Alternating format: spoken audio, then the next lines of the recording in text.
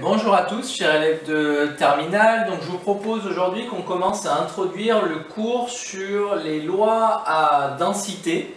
Donc, pour introduire ça, on va avoir besoin de quelques rappels intéressants et importants. Donc, on va notamment parler de probabilité. Donc, pour ça, je vous propose qu'on complète ensemble ces petits QCM qui vont me permettre de vous faire quelques rappels importants sur ce qu'il faut avoir en tête en ce qui concerne les probabilités. Donc savoir utiliser une loi de probabilité. Donc je vous rappelle, souvent une loi, le plus simple pour la présenter, c'est de la présenter dans un tableau dans laquelle vous avez deux lignes. Une ligne pour les différentes valeurs de votre variable aléatoire, les différentes valeurs possibles pour votre variable aléatoire. Et une deuxième ligne dans laquelle vous mettez les probabilités associées à chacune de ces valeurs. Quelques propriétés, c'est que la somme des probabilités doit faire 1. Donc là, par exemple, grâce à ça, vous pouvez retrouver la valeur du réel A, puisque vous additionnez toutes les probabilités, et vous savez que A, du coup, ça sera 1, moins 0,25, moins 0,2, moins 0,15, moins 0,3. 0,3 et 0,2, ça fait 0,5, et 0,15, 0,65, et 0,25, ça va faire 0,9. Donc combien il reste pour A? Il reste 0,1. Donc la probabilité de A, la valeur de A, c'est 0,1. La probabilité que X soit compris entre moins 1 et 1. Alors il faut additionner toutes les probabilités qui correspondent. Donc entre moins 1 et 1, il y a 0,15, probabilité du 1, plus 0,2, probabilité du 0, plus 0,25, probabilité du 1. Ça fait 0,15 et 0,25, ça fait 0,4, plus 0,2, ça fait 0,6. Mais c'est aussi égal à la probabilité que x soit inférieur ou égal à 1, à laquelle on retranche la probabilité qu'il soit strictement compris, strictement plus petit que moins 1. Si vous voulez la probabilité que ce soit entre moins 1 et 1, vous faites la probabilité que ce soit plus petit que 1, et vous enlevez tout ce qui est strictement plus petit que moins 1. Qu'est-ce qui vous restera? Exactement ce qui est entre moins 1 et 1. L'espérance mathématique, la formule qui nous permet de calculer l'espérance à chaque fois, c'est première valeur de ma variable aléatoire multipliée par sa probabilité, plus deuxième valeur de ma variable aléatoire multipliée par sa probabilité, plus troisième valeur de ma variable aléatoire multipliée par sa probabilité, etc. etc.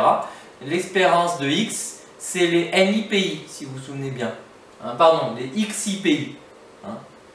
Donc, à chaque fois, moins 2 fois 0,3, moins 1 fois 0,15, plus 0 fois 0,2, plus 1 fois 0,25, plus 2 fois, ça on a dit que c'était 0,1. Si vous faites le calcul, vous allez tomber sur moins 0,3. On a aussi besoin de savoir utiliser une loi binomiale. Exemple de loi binomiale, une pièce de monnaie mal équilibrée, la probabilité d'obtenir face est 0,4. On procède à 5 lancers successifs de cette pièce. C'est une loi binomiale. Pourquoi? On est dans un schéma de Bernoulli. Il y a deux issues possibles. Soit j'obtiens face, soit j'obtiens pile. Donc on va pouvoir compter mon nombre de succès. Ici, on va considérer que mes succès, c'est le fait d'avoir face. Et on est dans une situation identique et indépendante. C'est-à-dire qu'à chaque fois, je lance ma pièce. Situation identique. Indépendante, c'est-à-dire que le résultat du premier lancer n'a aucune influence sur le résultat du second lancer. Votre pièce n'a pas de mémoire. Elle ne se dit pas, vu que j'ai fait face la première fois, je ne vais pas faire face la deuxième, sinon on va penser que je suis truqué ou pas. Elle ne réfléchit pas, votre pièce, donc on est dans une situation identique et indépendante. Donc schéma de Bernoulli qui se répète égale loi binomiale. C'est ça une loi binomiale, c'est un schéma de Bernoulli, donc expérience aléatoire à deux issues, qui se répète un certain nombre de fois, n, dans des conditions identiques et indépendantes. Donc ici, on a une loi binomiale de paramètres n égale 5, parce qu'il y a 5 lancers, et p égale 0,4, parce que la probabilité du succès, on considère que mon succès, c'est faire la face, est de 0,4. Donc c'est cette réponse-là qui est correcte. Du coup, je vous rappelle qu'à ce moment-là, votre loi binomiale, la formule est la suivante. La probabilité que x prenne la valeur k, c'est le coefficient binomial, donc le nombre de combinaisons de prendre k éléments parmi n, fois la probabilité d'un succès à la puissance k, fois la probabilité d'un échec, qui sera donc 1 moins p, à la puissance n moins k. Probabilité d'un succès à la puissance combien je veux de succès, multiplié par probabilité d'un échec à la puissance combien je veux d'échecs. Si je veux k succès parmi n tentatives, alors j'aurai n moins k échecs. Et ça, c'est le nombre de combinaisons possibles pour avoir k succès parmi n tentatives, le coefficient binomial que vous êtes capable, je vous rappelle, d'obtenir à l'aide de la calculatrice. Ici, probabilité P de x égale 2, donc probabilité d'avoir 2 succès, ça serait combien il y a de façons d'avoir 2 succès parmi 5 tentatives, multiplié par la probabilité d'avoir un succès, elle est ici, donc 0,4 à la puissance du nombre de succès 2, multiplié par la probabilité d'avoir un échec, si la probabilité du succès c'est 0,4, la probabilité de l'échec c'est 0,6, à la puissance le nombre d'échecs, si j'ai 2 succès sur 5 tentatives, c'est que j'ai 3 échecs. Vous faites ce calcul, ça fait 0,34 560 en valeur approchée. Donc les deux réponses qui sont bonnes ici, c'est la première et la dernière. Et l'espérance mathématique, c'est n fois p. L'espérance d'une loi binomiale, je vous rappelle que c'est n fois p. Donc on a dit 5 fois 0,4. 5 fois 0,4, ça fait 2. C'est-à-dire qu'en moyenne, je peux espérer avoir 2 succès dans ces conditions-là. Tant que j'y suis, je vous remontre à l'aide de la calculatrice comment obtenir ces valeurs-là. Alors, comment faire pour retrouver, par exemple, le coefficient binomial. Le coefficient binomial, si vous voulez l'obtenir, vous allez dans Maths, dans Probe, et vous allez dans Combinaison. Dans Combinaison, hop, et là, vous mettez, par exemple, n, et là, k. Ça vous donnera le nombre de combinaisons. Donc il y a 10 façons d'avoir 2 succès parmi 5 tentatives.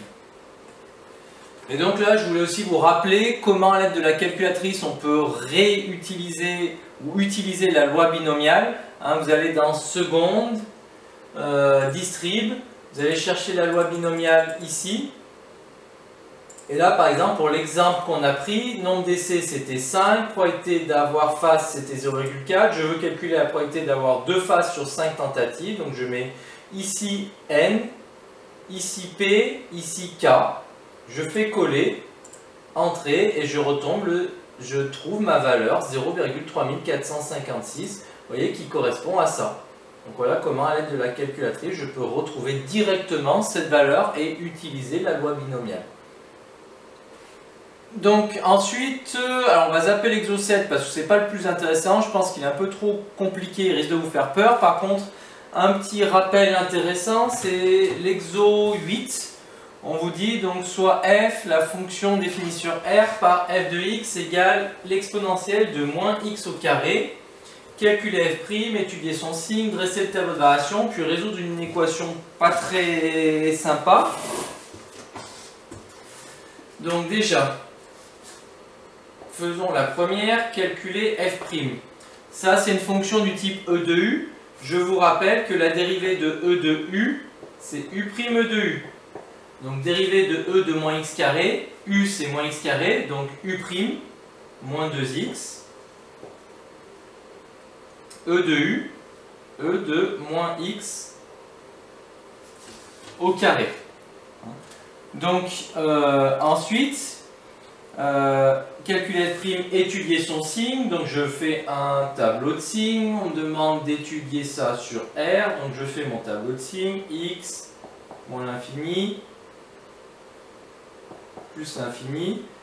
Il y a deux termes intéressants dans ma dérivée, donc je vais étudier le signe de chacun de ces deux termes, j'en ferai le bilan, ça me fera le signe de la dérivée, donc le premier terme c'est moins 2x, le deuxième terme c'est e de moins x carré.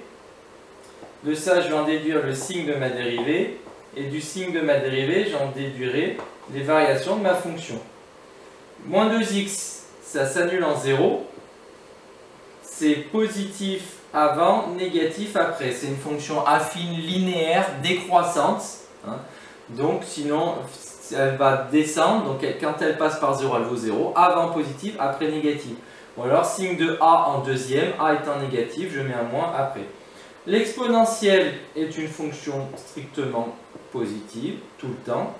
Je fais le bilan colonne par colonne, là où ça fait 0, ça fait 0, plus fois plus, ça fait plus, moins fois plus, ça fait moins. De ça, j'en déduis les variations de ma fonction, qui admet donc un maximum en 0, qui vaudrait f de 0, f de 0, CE de 0, c'est donc 1. Donc voilà le tableau de variation complet de ma fonction, hein, en ayant étudié le signe de sa dérivée.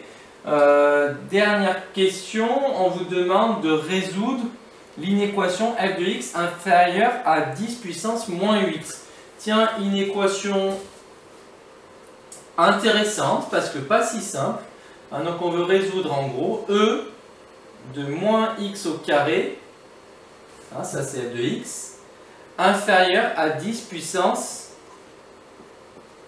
moins 8.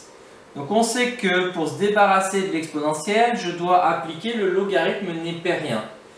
J'ai le droit de l'appliquer puisque là j'ai l'exponentielle de quelque chose, donc valeur positive, 10 puissance moins 8, valeur très faible mais positive, donc j'applique l'exponentielle, ça me fait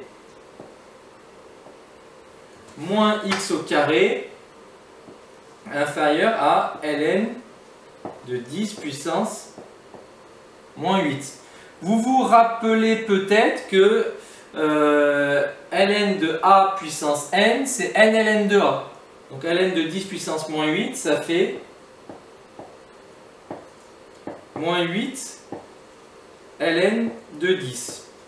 Je me débarrasse des moins, ça va me changer le sens de mon inégalité. Je multiplie par moins 1, c'est un nombre négatif, ça change l'ordre.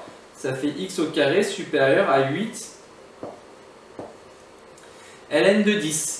Et là, je cherche un carré strictement supérieur à un nombre positif.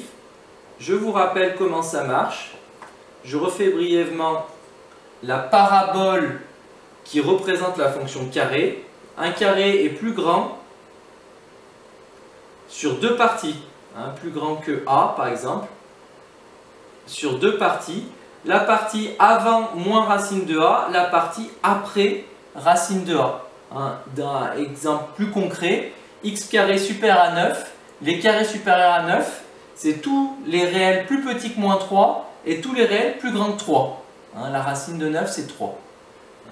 Donc, x au carré sera supérieur à 8 ln de 10, 8 ln de 10, ça va me donner x inférieur à moins racine de 8 ln de 10,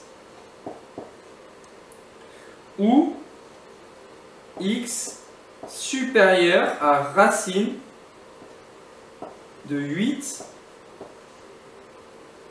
ln de 10. Hein, ce qui se traduirait par un intervalle, hein, pour cette inéquation qui était vraiment pas simple, hein, c'est pour ça que c'est quand même intéressant de la faire. X appartient soit à l'ensemble donc des réels plus petits que moins racine de 8 ln de 10, donc c'est tous les réels qui vont de moins l'infini à moins racine de 8 ln de 10. Bon, j'espère que ça rentre tout sur une ligne, mais ça ne sera pas le cas, donc je vais mettre union. Deuxième intervalle, tous ceux qui sont plus grands donc, que racine de 8 ln de 10, donc tout ce qui va de racine de 8 ln de 10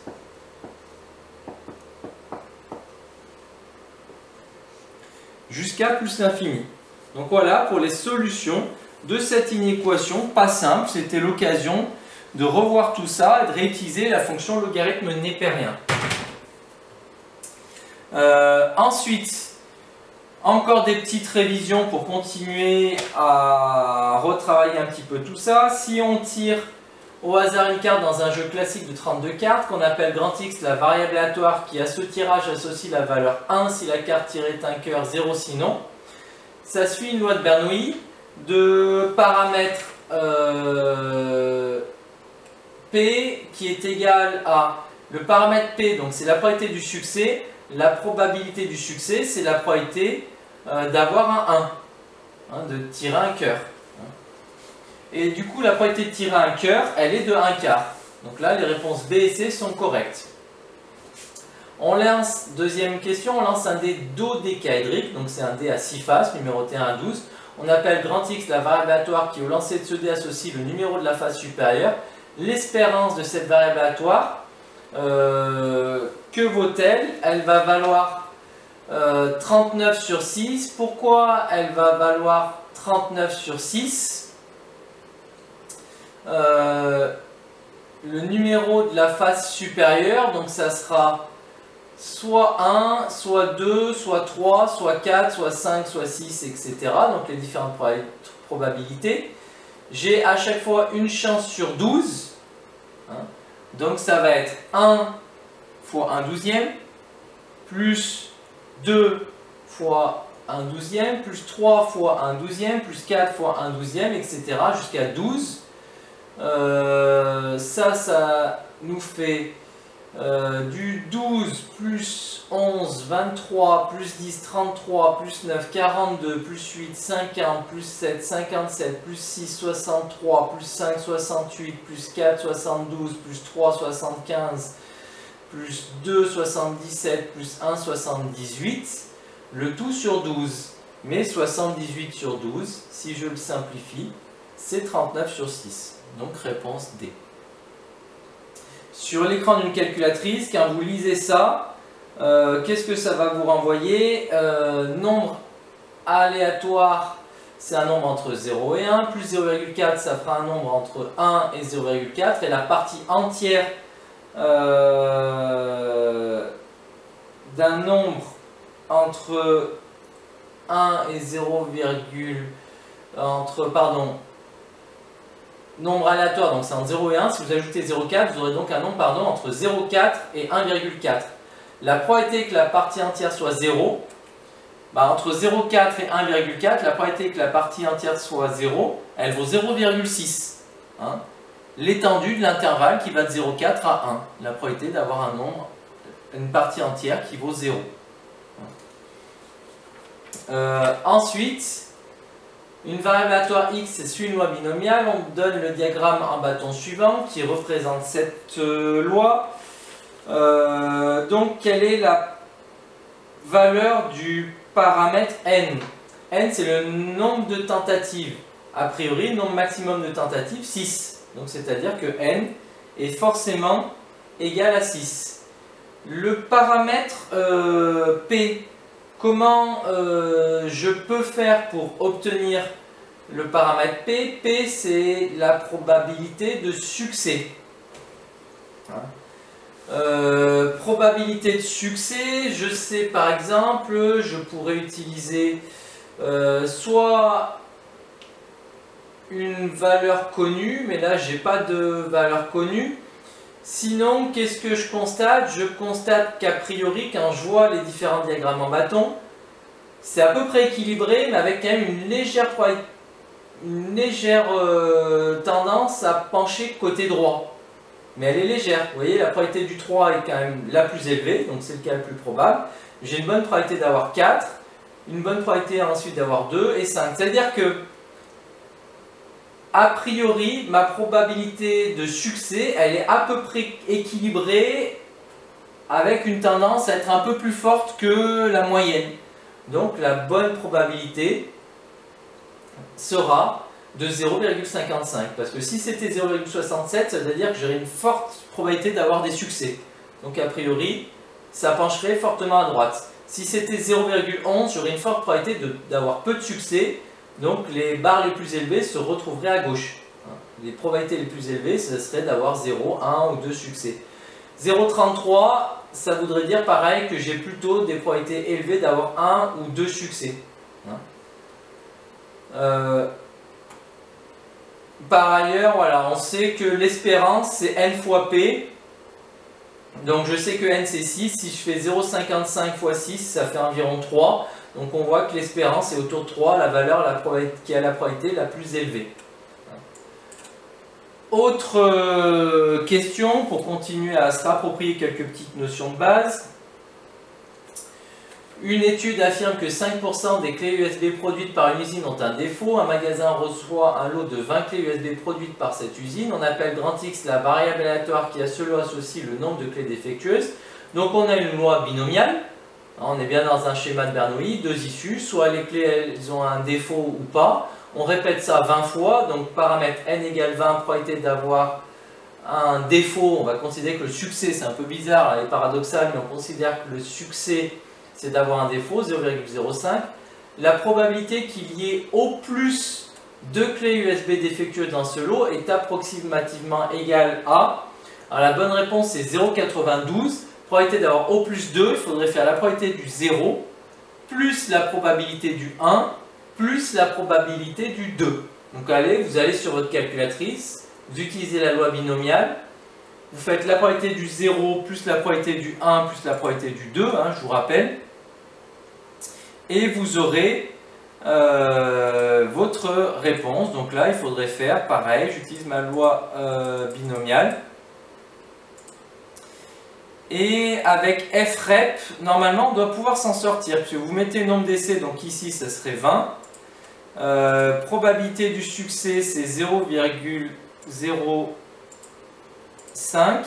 Et là, si vous mettez 2, ça doit vous faire directement la bonne réponse.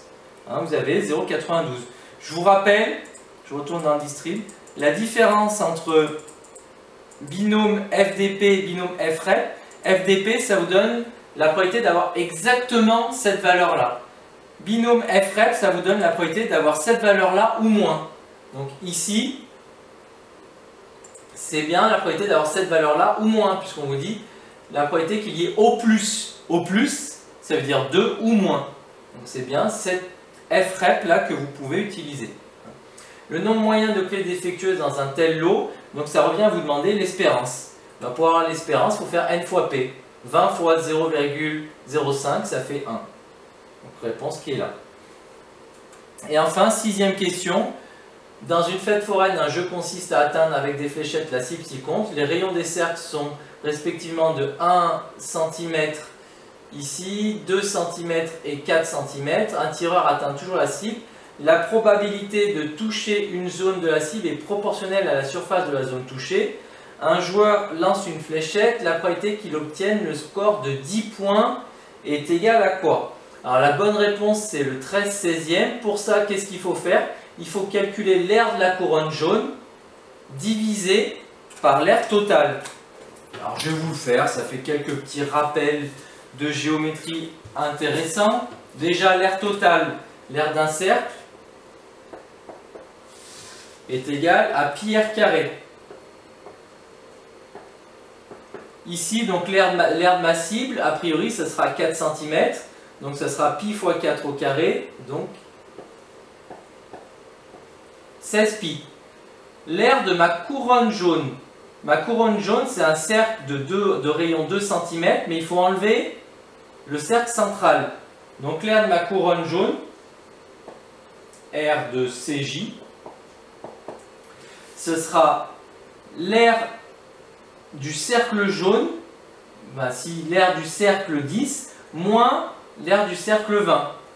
Donc ce serait l'aire du cercle 10, donc c'est un cercle de rayon 2, donc ce sera pi fois 2 au carré, donc ce sera 4 pi, moins l'aire du 20, l'aire du cercle rouge, donc moins cercle rouge de rayon 1, donc moins pi fois 1 au carré, donc moins pi. Donc ça fait 3 pi. Au final, donc la probabilité de faire 10 points, c'est l'aire jaune moins divisé par l'aire totale. Probabilité du 10. L'aire de la couronne jaune, on a dit que c'était 3 pi, divisé par l'aire de la cible, on a dit que c'était 16 pi. Je simplifie par pi, ça fait 3/16e. Ok? Un joueur lance 2 fléchettes, on appelle grand X la variable aléatoire qui a ces deux lancers associe le score du joueur, somme des points obtenus aux 2 lancers. La loi de probabilité de la variable aléatoire grand X est donnée par le tableau suivant. La probabilité P, notez P, que le joueur obtienne 11 points est égale à quoi? Alors, probabilité que le joueur obtienne 11 points, il faut calculer quelle est la probabilité de faire 11 points quand vous lancez 2 fléchettes dans cette cible.